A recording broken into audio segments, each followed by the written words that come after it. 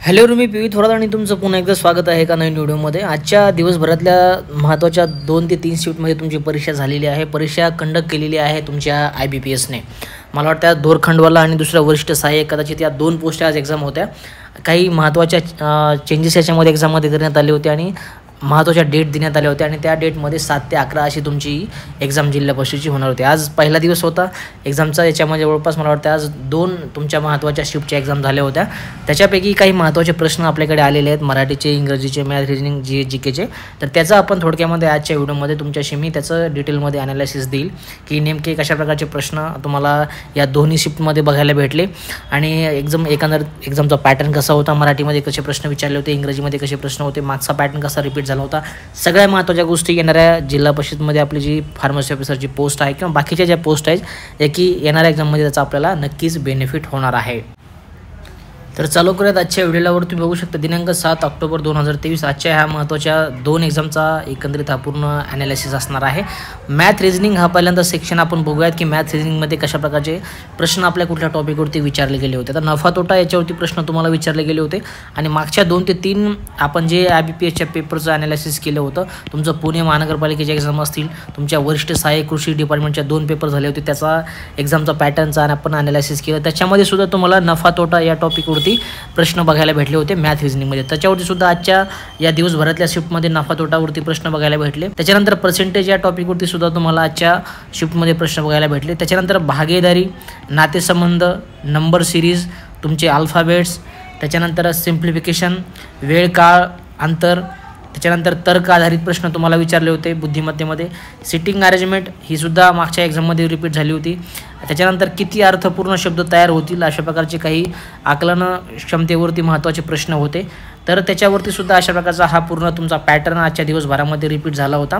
पुन्हा आता डिस्कस करूयात आपण थोडक्यामध्ये।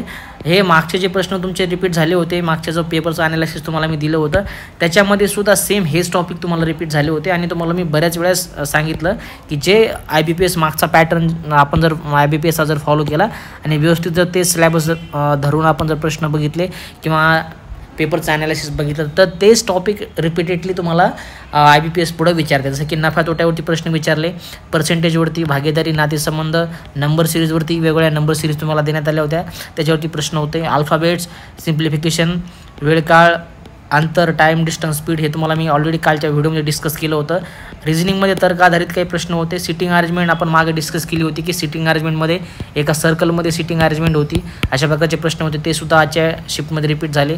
किती अर्थपूर्ण होतील एका शब्दांमधनं याच्यावरती सुद्धा आजच्या पूर्ण दिवसभराच्या प्रश्नपत्रिकेमध्ये प्रश्न विचारले होते। त्याच्यानंतर GKचा सेक्शन ठेवला मी, त्याच्यामध्ये कुसुमाग्रज यांच्यावरती एक प्रश्न विचारला होता।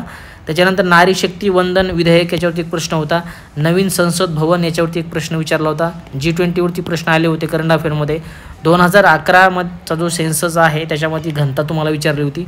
त्याच्यानंतर सिरपूर स्तूप कोठे आहे याच्यावरती प्रश्न होता आणि राज्यघटनेवरती प्रश्न होते। आणि एक डिटेलमध्ये जर आपण याचं व्यवस्थित केअरफुली ॲनालिसिस केलं करंट अफेअरचं तर मोस्टली तुम्हाला मी मागच्या सुद्धा व्हिडिओ सांगितलं होतं की जर ऑक्टोबर महिन्यामध्ये तुमची परीक्षा असेल तर तुम्हाला मागच्या महिन्यातले जे करंट अफेअर आहेत तर ते तुम्हाला विचारत आहेत मागच्या महिन्यातले, किंवा जास्तीत जास्त मागच्या 3 ते 4 महिन्यातले करंट अफेअर तुम्हाला IBPS विचारताना ते दिसत असेल। तर तुम्ही इथं बघू शकता G20 आता झालेली आहे, त्याच्यावरती प्रश्न विचारला आहे। त्याच्यानंतर बाकीच्या ज्या महत्त्वाच्या गोष्टी याच्या तुम्ही नवीन संसद आत्ताचाच करंट अफेअर मधला महत्त्वाचा विषय आहे। तर सांगण्याचा अर्थ की जर तुमची परीक्षा ऑक्टोबरमध्ये होती असेल तर सप्टेंबर मागचे 2 महिने IBPS त्याच्यावरचं जे करंट अफेअर आहे तर ते कव्हर करत आहे। हे पूर्ण तुम्हाला या पूर्ण डिटेल ॲनालिसिसवरून तुमच्या लक्षात येईल। व्यवस्थित तुम्ही केअरफुली करंट अफेअरचे प्रश्न बघितले तर मागच्या 2 ते 3 महिन्यामधलं करंट अफेअर मॅक्झिमम IBPS इथं विचारते। आता मराठीचं सेक्शन बघूया। मराठीमध्ये बघा समानार्थी शब्द, विरुद्धार्थी शब्द याच्यावरती प्रश्न विचारले होते। शुद्ध शब्द ओळखा याच्यावरती 2 प्रश्न विचारले होते। वाक्यरचना, वाक्याची जोडणी करा त्याच्यावरती 2 प्रश्न होते। अचूक वाक्य ओळखा याच्यावरती प्रश्न विचारले होते।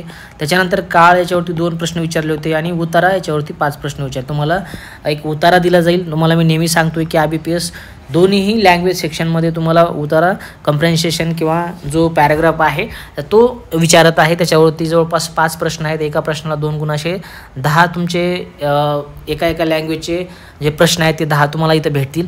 प्रत्येक ठिकाणी तुम्हाला इथं उतारा उतारा किंवा पॅराग्राफ असताना इथं IBPSच्या सेक्शनमध्ये दिसत असेल. मराठीमध्ये सुद्धा तुम्हाला उतारा विचारला होता, त्याच्यावरती तुम्हाला 5 प्रश्न इथे विचारले होते. आता खाली इंग्रजी बघा, इंग्रजीमध्ये सिनोनिम समानार्थी शब्द, तुमचे अँटोनिम विरुद्धार्थी शब्द, आर्टिकलवरती प्रश्न विचारले होते, पॅराजंबलवरती 3 प्रश्न विचारले होते आणि पॅराग्राफवरती 5 प्रश्न विचारले. दोन्ही लँग्वेजला तुम्हाला इथं जे पॅराग्राफ म्हणता येईल किंवा उतारा म्हणता येईल दोन्ही लँग्वेजमध्ये तुम्हाला विचारला होता 5-5 मार्कचा. तर हे खूप आपल्यासाठी महत्त्वाची गोष्ट आहे, कारण पॅराग्राफमधले प्रश्न आपण व्यवस्थित केअरफुली जर पॅराग्राफ वाचला तर आपण तिथल्या तिथे त्या गोष्टी सॉल्व्ह करू शकतो as compare to the other topics. तर असा दिवसभरातला हा पूर्ण पॅटर्न होता. ज्याही शिफ्टचे एकूण प्रश्न याच्यामध्ये कदाचित मिक्स पण झाले असतील, दोन्ही शिफ्ट झाले होते तेवढ्याचे. इथून पुढं काही आणखीन महत्त्वाचे जर प्रश्न भेटले तर मी नक्कीच तुम्हाला नेक्स्ट व्हिडिओमध्ये ते डिटेलमध्ये शेअर करेल. कारण येणाऱ्या एक्झाम आपल्या फार्मसी ऑफिसरची एक्झाम असेल, तुमची आरोग्य विभागाची एक्झाम असेल, स्टाफ नर्सची एक्झाम असतील, तर ज्याही तुमच्या आता जिल्हा परिषदेच्या अंडर भरती होणाऱ्या सगळ्या वेगवेगळ्या पोस्टची, तर ती तुमची IBPSच एक्झाम कंडक्ट करणार आहे येणाऱ्या जिल्हा परिषदची. त्याच्यामुळे या जो पॅटर्न आपण डिस्कस करत आहोत मराठीचा, मॅथ रिजनिंगचा, GKचा किंवा बाकीच्या गोष्टी, तर त्याचं ॲनालिसिस करणं आपल्यासाठी खूप महत्त्वाचं आहे.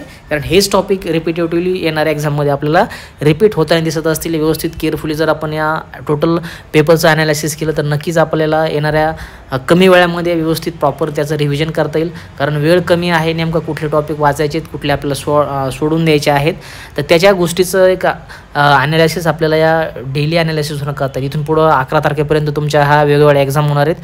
IBPS एक्झाम कंडक्ट करत आहे, तर होईल तेवढं रोज मी मॅक्झिमम जेवढ्याही प्रश्न माझ्याकडे येतील दिवसभरातल्या तेवढ्याचं सगळ्याचं ॲनालिसिस तुम्हाला मी टिल 11 तारखेपर्यंत देईल. कारण येणाऱ्या एक्झाममध्ये आपली जेव्हाही एक्झाम होईल फार्मसी ऑफिसरची म्हणा किंवा बाकीच्या पोस्टची, तर नक्कीच त्याला येणाऱ्या एक्झाममध्ये आपल्याला या पूर्ण पेपरचं ॲनालिसिसचं नक्कीच त्याच्यामध्ये आपल्याला ह्या गोष्टी सगळ्या युजफुल ठरतील. बाकी हे जे PDF आपण डिस्कस केलं हे तुम्हाला मी टेलिग्राम चॅनलवरती याचं PDF टाकून देईल. टेलिग्राम चॅनलचं नाव आहे आयडियल फार्मसी कोचिंग.